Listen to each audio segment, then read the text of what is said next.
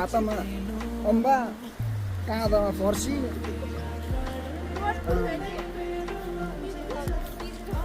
Hello guys नमस्कार and good morning मेरो आजको साइरा दाइको छोटो भ्लगमा हजुरहरूलाई सबैजनालाई वेलकम छ अनि सबैजनालाई म चाहिँ ह्याप्पी दसैँ भन्न चाहन्छु।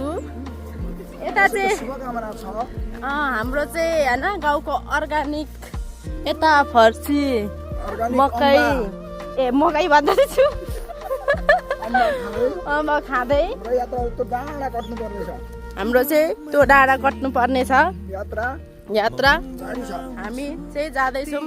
हामी चाहिँ यहाँ रोड हाम्रो चिल्लो रोडमा चाहिँ हामी हिँड्दैछौँ लड्दै र पढ्दै।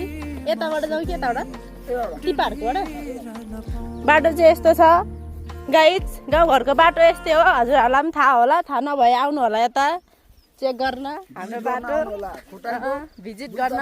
भुइँपादेखि अलिकति तलतिर हिन्दिङ भन्ने ठाउँमा भिजिट गर्न सक्नुहुनेछ। हजुरहरूलाई वेलकम छ सधैँभरि तपाईँहरूलाई हाम्रो हुन्दिङको ढोका खुल्लै रहनेछ। तपाईँहरूको दिन शुभ रहोस्, शुभ प्रभातम।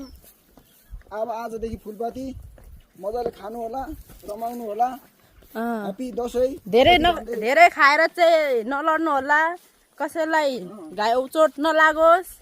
धेरै रक्सी खाएर नलड्नु होला, धेरै मासु खाएर नछेर्नु होला।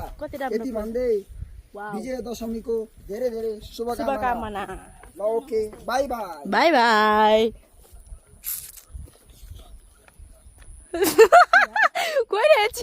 के हो यो नाकको?